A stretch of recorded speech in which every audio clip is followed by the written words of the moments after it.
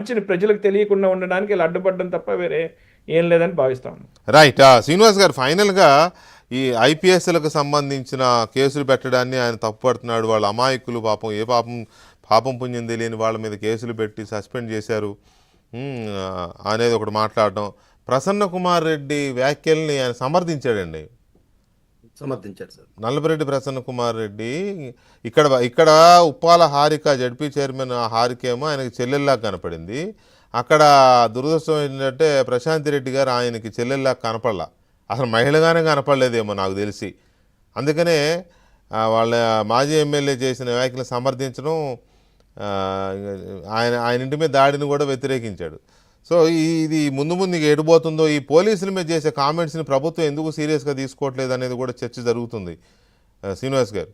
Sir Jaganmohan Reddy అనేవాడు జనరల్గా sir 2 సార్లే నోరు తెరుస్తాడు సార్. 1 అబద్ధం ఆడటానికి, 2 అన్నం తినటానికి. ఇక అంతకు మించి అతను నోరు తెరిసే ప్రసక్తే లేదు. అతను నిన్న ఉప్పాల హారిక గారు సోదరి మాట్లాడిన మాటలు అయితే ఒక మహిళగా పరిధులు దాటి మాట్లాడింది. ఆమె ఏంటి, నన్ను కొట్టండి, నన్ను చెయ్యండి మీరు అని ఒక ఇష్యూ చేయటం కోసం ఎంతో కష్టపడింది. పాపం నటించింది, చాలా గందరగోళం చేసింది. ఏం చేసినా కూడా తెలుగుదేశం కార్యకర్తలు అప్పుడు కూడా గుమ్ముగున్న కారణం ఏంటంటే, పేర్ని నాని రెచ్చగొట్టే వ్యాఖ్యలు చేశాడు, పేర్ని నాని వీళ్ళని తీసుకొస్తున్నాడనే ఇన్ఫర్మేషన్తో అది జరిగింది తప్ప ఆమె ఏదో జడ్పీ చైర్మన్ గారు వస్తున్నారు ఇవన్నీ కూడా ఏం మాచర్లలో మా బీసీ నాయకుడు వెంకన్న గారి మీద, బోండా ఉమా మీద దాడి, అది దాడి కాదు, అసలు చనిపోయేవాడు ఆ రోజు వెంకన్న వీళ్ళు. మరి అప్పుడేం జగన్మోహన్ రెడ్డి గుర్తు రాలేదా? అప్పుడు మరి వీళ్ళంతా మా బీసీ నాయకుడు చంద్రయ్యన్ గారు చంపినప్పుడు గుర్తు రాలేదా? ఇవాళ ఆయన చెప్తా ఉన్నాడు దీంట్లోనే పోలీసుల గురించి మాట్లాడతా చాలా దుర్మార్గం మాట్లాడటమే కాకుండా సీనియర్ జర్నలిస్టు ఆయన కొమ్మినేని శ్రీనివాస్ గారిని అరెస్ట్ చేయటం చాలా దుర్మార్గం అన్నాను.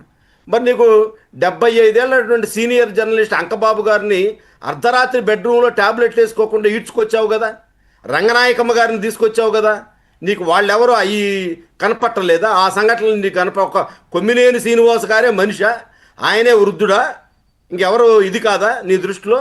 మరి వాళ్ళ చెల్లెలు అని చెప్తా ఉన్నావు.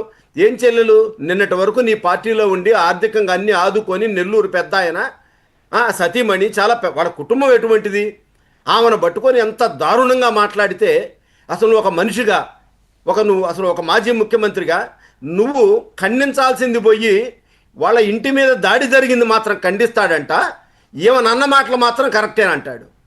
ఎంత దుర్మార్గంగా ఉన్నాడంటే, ఏం మెసేజ్ ఇస్తా ఉన్నాడంటే అతను ఏమి లేదండి, ఏదో ఒక డైవర్షన్ పాలిటిక్స్. ఇవాళ కూటమి ప్రభుత్వం బ్రహ్మాండంగా అందరికీ అందుబాటులో ఉంటా, మేము ఇచ్చిన సూపర్ 6 పథకాలు కానివ్వండి, తల్లికి వందనం దగ్గర నుంచి వాళ్ళు చేయలేని అన్ని ప్రభుత్వ హాస్టల్లో, ప్రభుత్వ స్కూళ్ళల్లో సన్నబియ్యం వీటిని దగ్గర నుంచి, అలానే మేము పెన్షన్ పెంచడం దగ్గర నుంచి ప్రతిదీ కూడా ఇవాళ మా సుపరిపాలనలో తొలి అడుగు అని చెప్పి మా ఎమ్మెల్యేలు పోతా ఉంటే ప్రజలు ఎక్కడా కూడా మమ్మల్ని నిలదీయటల్లా, ఎక్కడా ఇదేంటి అని కూడా అడగటల్లా. 1 పథకం ఈ జగన్మోహన్ రెడ్డి ఇందా చెప్తా ఉన్నాడు, ఇతను అడగటం తప్ప ప్రజలు సాటిస్ఫై ఉన్నాడు. చేస్తారు, కూటమి ప్రభుత్వం చేస్తుంది, చంద్రబాబు నాయుడు గారు, పవన్ కళ్యాణ్, లోకేష్ గారు అన్నమాట ప్రకారం చేస్తారు అనేది వాళ్ళకి నమ్మకం ఉంది. ఇతను రెచ్చగొడతా ఉన్నాడు ఇవాళ. రెచ్చగొట్టడానికి కాదు శ్రీనివాస్ గారు, ఆయన ఎజెండానే రెచ్చగొట్టడం.